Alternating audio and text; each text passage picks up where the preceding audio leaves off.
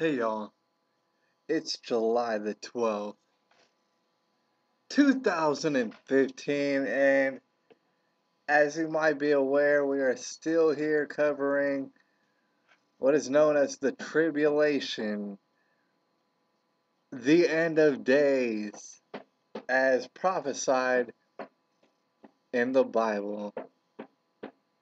Now, I want to draw your attention back to the race war that's being instigated, or just in general terms, the Civil War of the United States that's being instigated right now as we speak. Now, there's been a couple milestones already in implementing this unnecessary and unwarranted and for the most part unwelcome civil war here on American soil. You already heard about, and I documented it earlier, that South Carolina went ahead and took down the Confederate flag. Now, this is a flag that had been waving over South Carolina. That represented something of a rebellious nature. That represented something of states' rights in nature, Southern pride in nature. They went ahead and they took that down after about 54 years of having it waving. All right, they didn't even. It took them a while to figure out how to take it down because they didn't even really remember how it even worked. Taking it down it did take them a little while, but they did it. Took down the flag. All right, that in and of itself, if you research that enough, that just kind of sounds like insane to you. It probably should sound kind of insane. The insanity is merely increasing. Now, a lot of people, including myself, said, "Hey, man, you take down the Confederate flag that's been waving for about 54 years over the state of South Carolina." That's not where it's gonna stop. It's not gonna stop right there. All right, it is absolutely not gonna stop right there. All right, and guess what? All the people who said that, including myself, were exactly correct. Because the story that I want to bring up to you right now is out of Memphis, Tennessee. Now, this is a totally different state. All right, also a member of the land of Dixie, the Dixieland. All right, the city council of Memphis, Tennessee apparently held a vote earlier, and this vote was unanimous. Now, the word unanimous, as you probably already know, means that every single person voted the same way in the city council of Memphis, Tennessee. Now, what they voted on was to go ahead and dig up the bones of General William Bedford Forrest, right, who is a major general up in the Confederacy during the Civil War. Not only that, they're also going to dig up his wife's bones, all right? And just to describe how weird and insane this could be, is the reason that they're doing it is on the grounds of racism. Somehow, after being buried there in that particular spot for 110 years, somehow their dead bodies have become too racist to be acceptable there anymore, and they need to be moved somewhere else. Now, if you do a little research on this, you might have reason to believe that this could also have something to do with a certain $500 million. That's right, $500 million that the University of Tennessee wants to go ahead and, use to go ahead and renovate the park however it is they would like. And pretty much one of their main objectives is to get rid of these dead people's bodies and move them somewhere else. And they even admit, City Council even admits that it has a lot to do with the fact that Dylan Storm Roof, some unknown crazy person on psychotropic drugs, went ahead and murdered some people. And that was a big reason for them to say, you know what? It's about time we dig up these dead people's bodies and just get rid of them. All right, because their dead bodies are racist. Basically, what they're saying. That's pretty well insane. All right. Um, Shoot, let's just go ahead and mention that, it really wouldn't matter if it was someone who was hated. I mean, to consider anyone who is an integral part of American history to dig up their bodies and move them around after 110 years, that's pretty well insane. So you know what? I'm going to go ahead and support that. All right. Let's all just go insane. Let's go stupid nuts. Let's all wild out. All right. I mean, if we're going to go a little bit insane, honestly, I think we should just go all out. We should go balls to the wall insane, all right? So we're going to go ahead and dig up these dead people's bodies to prove a point which doesn't make sense.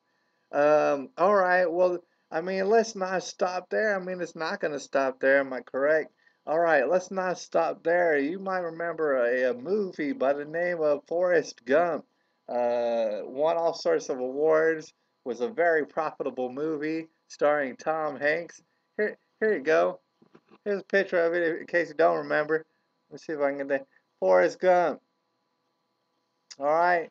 You might recall, people who can recall this might recall that Forrest Gump himself was named after William Bedford Forrest, which in turn makes him an absolute racist.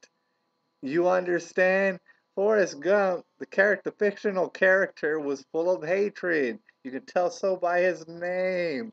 He was, they literally mentioned in the movie, he was named directly after William Bedford Forrest. So what I suggest is that we take the Forrest Gump and we ban that shit. Alright? Nobody can buy or sell or purchase or view without being fined or something like that.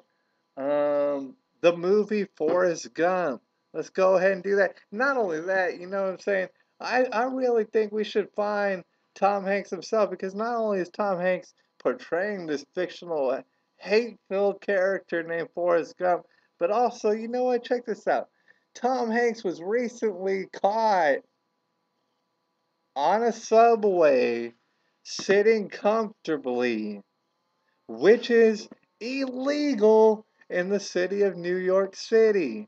All right, yes, you can't do what he's doing right here. Tom Hanks is obviously a hateful individual who loves breaking the law. Someone needs to put a stop to Tom Hanks and his fictional hate-filled characters. Not only that, you know what? We're going insane, right? All right, let's go ahead and do this. Let's go ahead and also, while we're at it, let's ban Joe Dirt. I just got a copy of Joe Dirt from the pawn shop. I'm gonna burn it. All right, and I think it should be banned. People should get fined. There's no way they should be able to buy Joe Dirt. You want to know why? Because Joe Dirt is basically the southern redneck version of Forrest Gump. Everybody knows that. Not only is it a version of Forrest Gump, which is hate-filled, but it's the more southern, more redneck version. So that would automatically make him a more intense racist. All right? Let's get on that. Let's get on our horse and let's see this happen. All right. Now, okay, let's quit joking because all this shit is insane. That's the end of joking, all right? Let's get serious for a second. All right. Every single member of the City Council of Memphis, Tennessee Not a single one of them could ever pretend ever again that they are Christian at all or have a Christian bone in their body. Because if they did, they would be absolutely disgusted by the idea of digging up a dead person's bones, especially someone as integral to the history of the United States of America.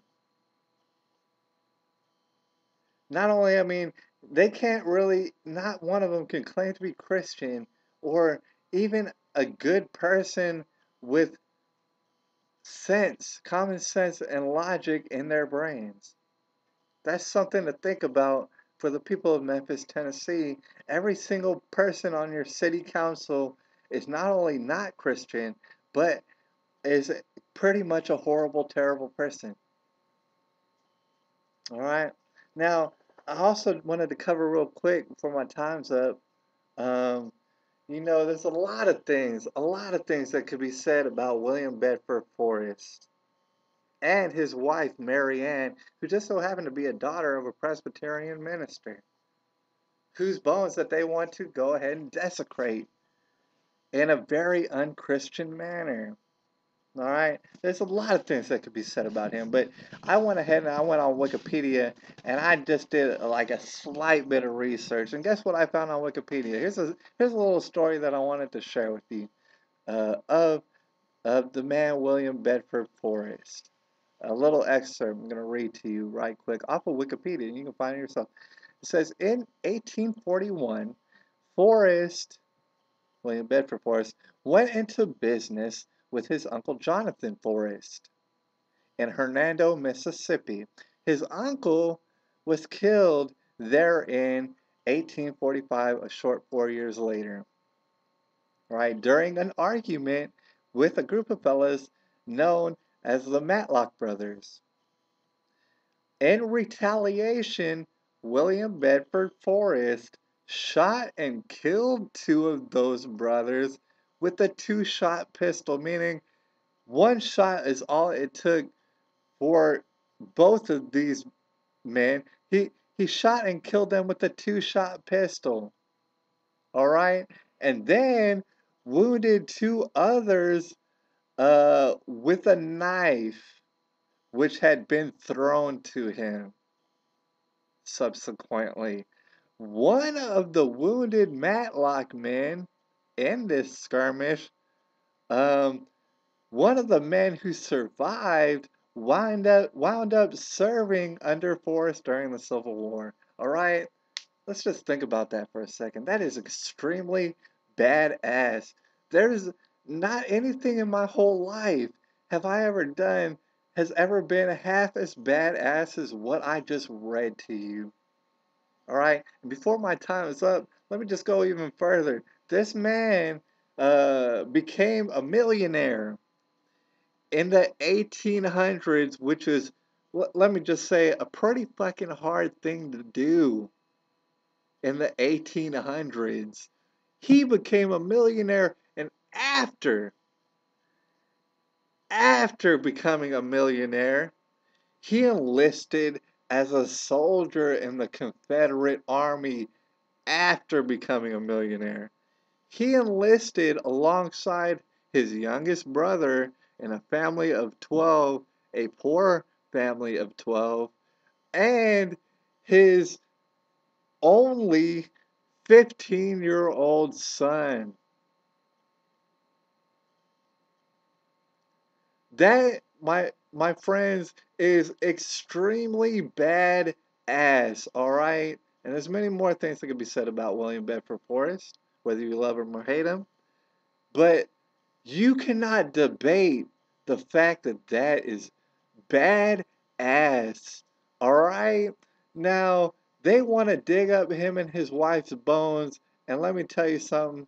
Uh, if that actually were to happen against his belated family's, the rest of his living, surviving family, uh, people are going to come up missing. Let me just tell you that. It's July the 13th, 2015.